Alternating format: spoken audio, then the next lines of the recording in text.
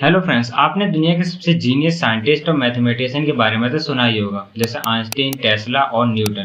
पर क्या आपको पता है कि हमारे इंडिया में भी एक ऐसे साइंटिस्ट थे जिन्होंने 3900 से ज़्यादा मैथमेटिकल आइडेंटिटीज और इक्वेशन को डिस्कवर किया था, जो कि एक बहुत बड़ी बात है। और उन्होंने पाई की इनफाइनाइट सीरीज पर भी काम किया था, जो कि आज के मॉडर्न एल्गोरिथम में यूज किया जाता है पाई के अंकों की गणना करने के लिए। और हम बात कर रहे हैं श्री रामानुजन की।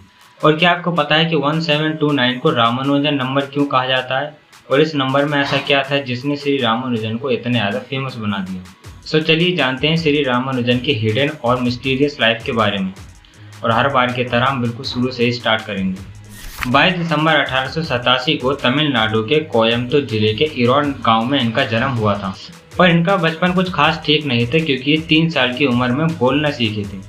रामानुजन मैथमेटिक्स के अलावा और किसी भी विषय पर इतना ध्यान नहीं देते थे, और अपने प्राइमरी एग्जाम में वो जिले में सबसे ज़्यादा नंबर लेकर आए थे। और अपनी स्कूल लाइफ में ही वो इंटर की मैथमेटिक्स की प्रॉब्लम को सॉल्व करना सीख गए थे। और अपनी 13 साल की उम्र में ही एसआई लोनी के द्वारा लिखी किताब एडवांस ट्रिग्नोमेट्री के वो मास्टर बन गए थे। रामानुजन ने बहुत ही कम उम्र में ही बहुत सारी थ्योरीज बनाई, और कुल 17 साल की उम्र में ही वो बर्नौलीज नंबर की डिस्कवरी पर लग गए थे, और दशमलव के 15 अंकों तक एलियर कंटेंट की वैल्यू की खोज की थी। और इनकी लाइफ की एक और दिलचस्प बात है कि ये 11वीं और 12वीं दोनों में ही फेल हो गए थे, क्योंकि मैथमेटिक्स के सिवा बाकी और किसी विषय पर इतना ध्यान नहीं देते थे, इसीलिए उन्होंने उन विषय की परीक्षा भी नहीं दी।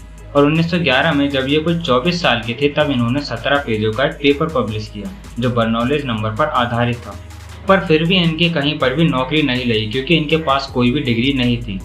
इसीलिए इन्हें मद्रास के पोर्ट ट्रस्ट में क्लर्क की नौकरी करनी पड़ी।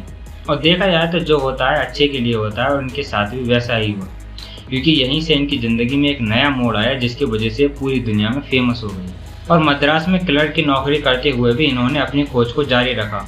और उस समय में रजिस्टर बहुत ज़्यादा महंगे हुआ करते थे, इस वजह से इन्हें अपनी ज़्यादातर प्रयोग स्लेट पर ही करने पड़ते थे। और उसी दौरान इन्होंने मैथ विषय के खोज पत्रों को विश्व के प्रसिद्ध ब्रिटिश मैथमेटिशियन G.H. हॉडी को भेजा। और इन डिस्कवरी को पढ़ के G.H. हॉडी बहुत ज़्यादा आश्चर्यचकित हो गए, और इसीलिए उन्होंने श्री रामानुजन को पहले मद्रास की यूनिवर्सिटी और बाद में कैम्ब्रिज यूनिवर्सिटी में स्कॉलरशिप दिलाने में बहुत ज़्यादा मदद करी, क्योंकि इन्हें पता था कि आगे चलकर बहुत बड़े मैथमेटिशियन बनने वाले हैं। फिर रामानुजन को लंदन के कैम्ब्रिज यूनिवर्सिटी में पढ़ने और शोध कार्य के लिए बुलाया, जहां इन्होंने G.H. हार्डी के साथ मिलकर 20 से भी ज़्यादा पेपर को पब्लिश किया। और 1916 में कैम्ब्रिज यूनिवर्सिटी से बैचलर ऑफ साइंस की डिग्री को हासिल किया।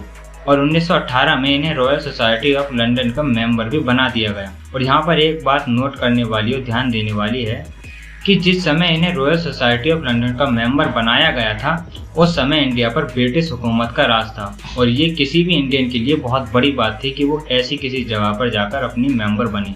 और रामानुजन उन सभी मेंबरों में सबसे छोटे थे। और उसी दौरान श्री रामानुजन को कैम्ब्रिज यूनिवर्सिटी के ट्रिनिटी कॉलेज के फेलो भी चुने गए, और ये पहले इंडियन थे जिन्हें इस पद के लिए चुना गया था। और इन्होंने बहुत कम उम्र में इतना कुछ कर दिखाया, और इन्होंने वहाँ रहकर अपनी बहुत सारी खोजों को अंजाम दिया। और अब चलते हैं अपनी दूसरी कहानी पर कि 1729 को रामानुजन नंबर क्यों कहा जाता है। और अपने आखिरी समय में जब ये बहुत ज़्यादा बीमार थे और अस्पताल में एडमिट थे, तब इनसे G.H. हार्डी मिलने आते हैं। और श्री रामानुजन इनसे पूछते हैं कि जिस गाड़ी से तुम आए थे उसका नंबर प्लेट क्या था। जिस टैक्सी से G.H. हार्डी आते हैं उसका नंबर 1729 होता है, और यही वो श्री रामानुजन को बताते हैं, और कहते हैं कि बड़ा ही बोरिंग नंबर था।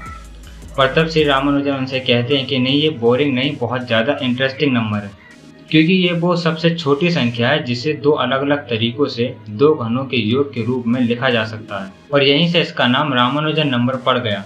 और कई बार इसे हार्डी रामानुजन नंबर या फिर टैक्सी कैब नंबर भी कहा जाता है।